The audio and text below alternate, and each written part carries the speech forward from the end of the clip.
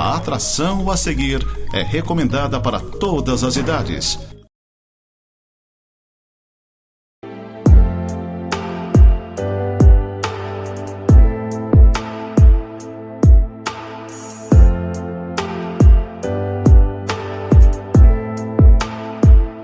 Olá, gente amiga, tudo bem? Que a graça do Senhor Jesus esteja com cada um de vocês.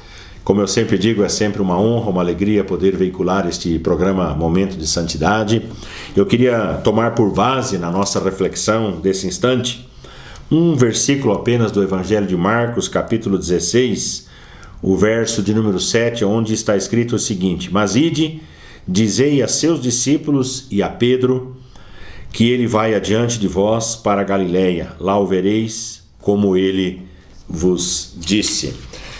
Muito bem, esse versículo ele nos coloca dentro de um contexto da caminhada matinal de algumas mulheres ao sepulcro de Jesus. Jesus havia sido morto, crucificado, e na madrugada de domingo, o versículo 1 do capítulo 16 diz que algumas mulheres, entre elas Maria Madalena, Maria, mãe de Tiago, e Salomé, compraram então aromas para irem embalsamar o corpo de Jesus. 3 mulheres com uma caminhada, com um objetivo e com uma preocupação. Elas iam conversando entre elas em como aquela pedra do sepulcro seria removida. Como vamos ter aquela pedra removida? Era a conversa delas. E quando elas chegaram no sepulcro, no lugar onde Jesus havia sido sepultado, a pedra já havia sido removida, porque Jesus já havia ressuscitado. E aqui nós aprendemos logo de cara uma primeira lição. A incredulidade, ela é o terreno fértil para todo tipo de preocupação. Presta atenção no que eu estou dizendo. A incredulidade, a falta de fé, a falta de crer é o terreno fértil para toda preocupação crescer e aflorar. Elas estavam preocupadas. O que vai ser? Como é que vai ser? Quem vai tirar a pedra? E quando elas chegaram no lugar, aquela pedra já havia sido removida. Então, às vezes, a gente está preocupado e Deus está cuidando das nossas coisas. A gente está preocupado e Deus está cuidando daquilo que é a nossa preocupação. Aprendemos, nesse momento, a não deixar a preocupação crescer, criar volume, porque essa preocupação ela acaba matando, acaba gerando o que nós chamamos de ansiedade. Então, não havia essa necessidade de preocupação, porque Deus já havia tomado toda a providência. 3 mulheres que foram comissionadas por um anjo. Veja bem, há uma comissão subsequente, que foi a comissão deixada por Jesus, que era de pregar o evangelho a toda criatura. Mas aquele anjo que estava lá no túmulo no dia da ressurreição de Jesus, ela deu 3 ordens àquelas 3 mulheres. Primeiro, elas deveriam lançar fora todo medo. Elas chegaram atemorizadas, e era natural. Viram todo aquele movimento, tudo aquele acontecido, coração cheio de medo. Os anjos disseram: vocês não precisam ficar atemorizados, podem lançar fora todo o medo. Foi a primeira ordem, a primeira comissão.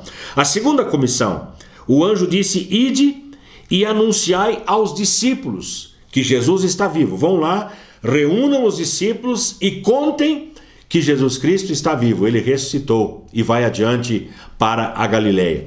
E aí vem a ênfase da palavra sobre a qual eu quero trabalhar com vocês. Ide, dizei aos discípulos e a Pedro. Bem, Pedro não era discípulo?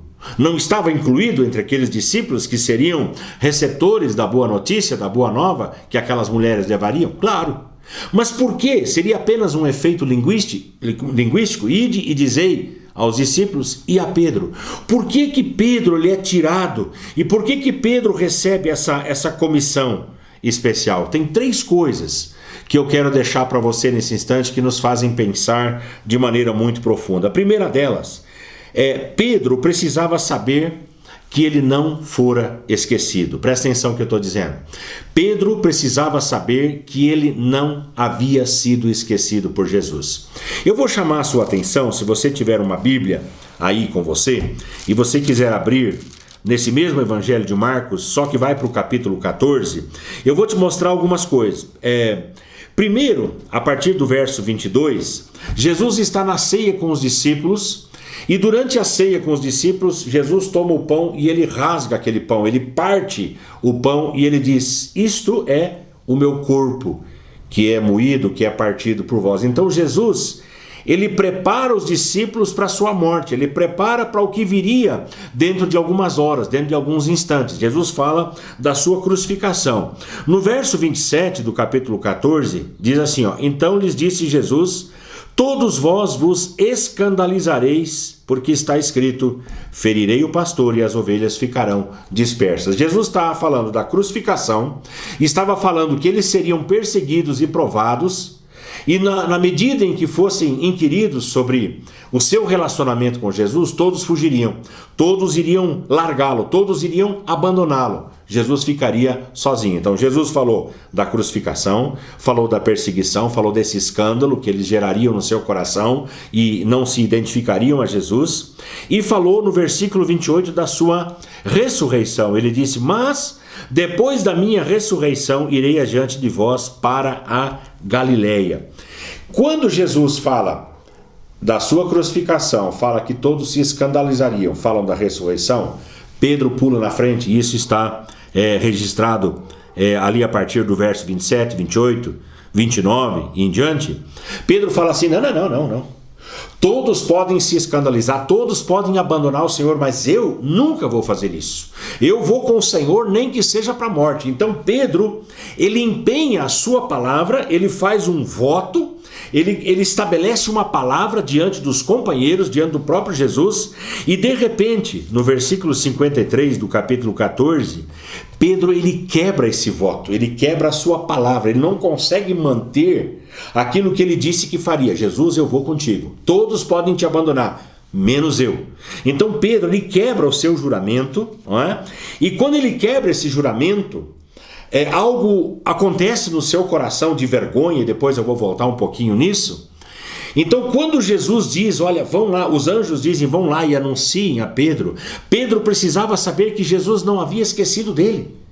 Não é porque Pedro havia falhado, porque Pedro havia negado Jesus, que Jesus o consideraria uma matéria descartável. Você precisa colocar essa palavra no seu coração nesse momento. Você não é matéria descartável. O Senhor não esquece de você, mesmo com suas maiores falhas, mesmo com seus maiores problemas, mesmo com seus maiores pecados. Deus, ele continua sendo o mesmo. Jesus continua amando você do mesmo jeito. E Pedro, ele precisava receber esta boa notícia de que Jesus, ele não havia se esquecido do seu discípulo amado. Nós não podemos esquecer que Deus e que Jesus, ele nos ama apesar dos nossos fracassos. Algumas pessoas não entendem o perdão e não conseguem entender o perdão de Deus sobre a sua vida, e não conseguem perdoar a si mesmas quando erram, quando pecam, e ficam carregando isso por anos e anos e anos, e eu fiz isso, eu errei lá naquela época, e eu cometi tal coisa naquele tempo. E o Senhor Jesus, ele trata Pedro com amor, com graça, com misericórdia, mostra que não esqueceu dele. Vai lá e fala para aquele homem que eu estou vivo, diz para ele que eu vou me apresentar daqui a pouquinho. Então nós precisamos entender isso, que uma falha não torna a pessoa um falhador ou uma falhadora vitalícia.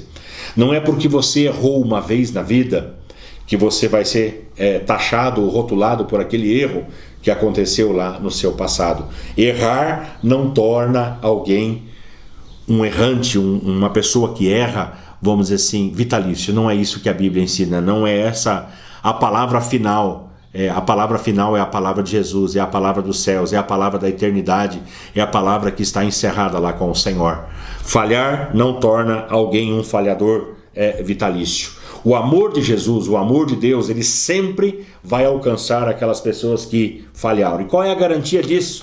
Bom, a garantia disso é o próprio amor e a própria cruz, né, do Senhor Jesus e a sua ressurreição. Então, encerrando esse primeiro ponto, quando os anjos dizem, ide e dizei aos discípulos e a Pedro, Pedro precisava ser avisado que Jesus não havia esquecido dele. A segunda coisa, Pedro precisava saber que ele tinha sido perdoado. Já falamos um pouquinho sobre isso, mas eu quero fazer você voltar e analisar alguns versículos aqui do capítulo 14, justamente a partir do versículo 53 até o versículo 72. O texto diz, né, no versículo 54, que Pedro seguia Jesus de longe. Há muito tempo atrás eu fiz uma pregação na igreja e eu estabeleci 7 passos, ou 7 pontos, ou 7 degraus em ordem decrescente que levaram Pedro à sua queda. E um desses pontos foi que ele seguia Jesus de longe, ou seja, ele disse: eu vou com o Senhor, nem que seja para a morte. Mas quando a coisa apertou, quando ele percebeu que Jesus seria condenado e levado à cruz, ele segue o Senhor de longe, ou seja, ele não se envolve. Ele não se envolveu. A partir do verso 54, diz que ele estava no interior do pátio do sumo sacerdote Caifás e estava sentado entre os serventuários, aquentando-se ao fogo. Então nós temos aqui o seguir de longe, nós temos aqui a sua mistura com gente que era inimiga de Jesus, não que Jesus tivesse inimigos, mas aquelas pessoas eram inimigas de Jesus. Ele foi justamente se assentar na roda daquelas pessoas que eram inimigas de Cristo. Mais um passo. A terceira coisa é que ele foi se aquentar na fogueira errada. Ele foi se esquentar no fogo errado, na fogueira errada. Ele não deveria estar naquele lugar, mas não, ele foi, se misturou àquela gente. E aí alguém identifica ele como um seguidor de Jesus. Fala: não, você era um seguidor dele, você andava com Jesus. E ele fala: não conheço esse homem. E Jesus havia dito para ele o quê? Que naquela noite, antes que o galo cantasse, ele negaria o Senhor Jesus 3 vezes. Ele negou a primeira, negou a segunda. E aí, eu acho interessante o que ele faz. Ele começou a praguejar. Quando alguém diz: não, você era um discípulo, ele vai lá e busca todas aquelas suas palavras erradas, aquelas palavras que ele viveu antes de andar com Jesus, de conhecer a Cristo, e ele começa a amaldiçoar, com suas palavras, chegando a esse ponto da negação. E então o galo canta. Ele não quis ser identificado com Jesus, praguejou, jurou, enquanto negava ao Senhor Jesus. Nós não podemos esquecer, e isso aqui é importante para nós nesse momento, nós não podemos esquecer que Jesus, ele não nos trata de acordo com os nossos pecados. Ide e dizei a Pedro significa: vão lá e falem para aquele homem que eu perdoei o seu pecado. Ele praguejou, ele jurou, ele blasfemou, ele se assentou no lugar errado, ele seguiu de longe. Vai lá e digam para ele que eu estou vivo. Eu estou perdoando ele. A Bíblia diz na primeira carta de João, capítulo 1, no verso 9: se confessarmos os nossos pecados, Deus é fiel e justo para nos perdoar os pecados e nos purificar de toda injustiça. Olha só que coisa mais linda e mais profunda. Não existe pecado que o diabo tenha inventado para o qual o Senhor não tem o remédio. Isso aqui é lindo demais. Não tem pecado que o diabo tenha inventado para destruir a vida de uma pessoa para a qual o Senhor já não tem o seu antídoto, não tem o seu remédio. Na primeira carta de João, capítulo 2, no verso 1, o autor da carta diz: estas coisas vos escrevi para que não pequeis. Todavia, se, oração condicional, se alguém pecar, temos um advogado junto ao Pai, um parácletos, um advogado, alguém que vai nos defender. Se, ou seja, acidentalmente, se na nossa caminhada cristã, por uma eventualidade, por falta de vigilância, por falta de constância, por, enfim, muitas razões que podem serem arroladas aqui, alguém pecar, nós temos um advogado que vai nos defender. Escute o que eu estou falando: você não precisa viver de acordo com o seu passado errado. Você não precisa viver de acordo com aquele erro que você cometeu, mas você pode viver a partir da graça do Senhor, que é infinitamente maior, incomensuravelmente maior do que aquilo que você possa conceber com a sua mente ou crer com o seu coração. O Senhor, ele sempre vai estar disposto a perdoar a todo aquele que se arrepende, todo aquele que confessa e todo aquele que quer mudar de vida. Essa é a notícia que nós cristãos pregamos. Nós pregamos que uma pessoa, ela não precisa viver de acordo com o seu passado errado. Ela pode e tem e deve ter a chance sempre de recomeçar exatamente do ponto onde ela errou, onde ela falhou. Essa é a beleza da palavra de Deus. Essa é a beleza, do evangelho que nós pregamos e nós anunciamos. Nossos pecados podem ser perdoados. Eles podem ser perdoados. Ide e dizei aos discípulos e dizei a Pedro que ele está vivo. Jesus não havia se esquecido dele. Jesus o havia perdoado. E a terceira e última coisa que você precisa colocar no seu coração nesse instante: Pedro precisava saber que ele tinha um futuro com o Senhor Jesus. Eu me emociono de falar disso. Pedro tinha um futuro, ou seja, não é que as coisas estivessem acabadas para ele. No verso 72 do capítulo 14 do Evangelho de Marcos, ao final do versículo diz assim: e caindo em si, desatou a chorar. Eu acho a Bíblia muito bacana na forma como ela se expressa, né? O homem, um bruto homem, né? Pedro desatou a chorar. O Evangelho de Mateus diz que ele saiu dali e chorou amargamente. A gente sabe que todo choro é amargo, mas imagina aquele choro quando os olhos de Jesus atingem os olhos de Pedro no momento em que ele está carregando a sua cruz e o galo canta. O galo canta no momento em que Jesus está sendo julgado. O galo canta e Pedro, ele vê os olhos de Jesus como se houvesse acusação, e não era acusação. É como se Jesus estivesse dizendo para ele: está vendo, Pedro, eu falei para você, eu conheço a tua estrutura, eu sei quem você é, eu sei que você precisa de mim, eu sei que você precisa da minha graça, eu sei, Pedro, que você, sem mim, você não vai chegar a lugar algum. Então Jesus estava dizendo para Pedro, você precisa de mim, eu estou aqui para quando você precisar. Eu acho isso fantástico demais. Algumas vezes o pecado, o erro, a falha deixa a pessoa extremamente desmotivada. E eu sei que Pedro, ele passou por muitas desmotivações na vida. Talvez a primeira grande desmotivação foi quando a sua rede de pesca estava se rompendo, no momento em que Jesus chega para vocacioná-lo, para chamá-lo, para andar com ele. E aí Jesus fala: joga a rede do outro lado. Ele fala assim: Senhor, mas nós entendemos do ofício, nós pescamos a vida inteira, pescamos a noite inteira, nada apanhamos, mas sobre a tua palavra, epi, com base em a tua palavra, sobre a tua palavra, eu vou lançar as redes. E aí Pedro, meio que tirando um sarro, quem sabe, ele pega e joga a rede. O que acontece? A rede enche-se, ela se rompe, ela começa a rasgar, a romper. E quando Pedro vê o milagre que Jesus faz, porque só tinha essa explicação, só podia ser um milagre, porque eles trabalharam a noite inteira e nada apanharam. Então Pedro faz o quê? Ele chega, se ajoelha, se prostra diante de Jesus e fala assim: Senhor, retira-te de mim, porque sou pecador. Ou seja, vai embora, Senhor, eu não presto, eu não valho nada, vai embora, eu sou muito pecador para andar com o Senhor. Então eu acredito que ali foi aquele primeiro momento, vamos dizer assim, de desmotivação, que é uma crise, na verdade, é uma crise existencial, é uma crise de valores, é uma crise de identidade. E talvez a segunda crise que ele tenha passado foi quando o seu orgulho se rompe, não é? Quando Jesus diz: não, olha gente, eu estou indo para Jerusalém, eu vou ser entregue nas mãos dos homens, e vão me chicotear, e vão me torturar, e eu vou ser preso, eu vou ser crucificado, mas ao terceiro dia eu vou ressuscitar. E aí Pedro fala: não, isso aí de modo nenhum te acontecerá. E aí Jesus, e talvez isso na minha concepção é a palavra mais dura que nós temos registrado na Bíblia, Jesus olha para ele e fala assim: arreda, Satanás, porque não cogitas das coisas de Deus, e sim das coisas que são dos homens.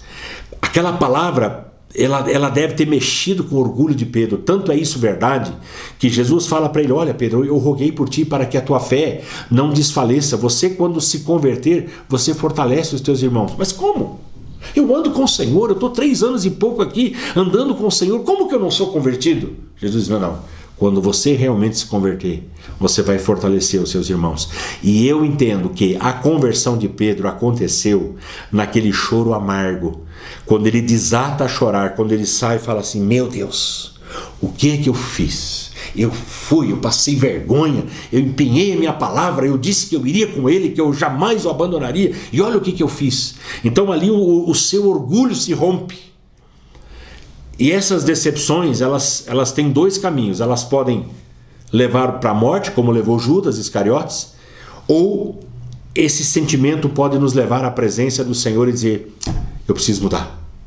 Eu preciso mudar o rumo da minha vida. Eu não posso continuar vivendo mais do jeito que eu estou vivendo. Eu preciso de uma mudança, eu preciso de uma alteração de rumos, de propósitos. Eu preciso encontrar outra saída. E foi o que Pedro fez.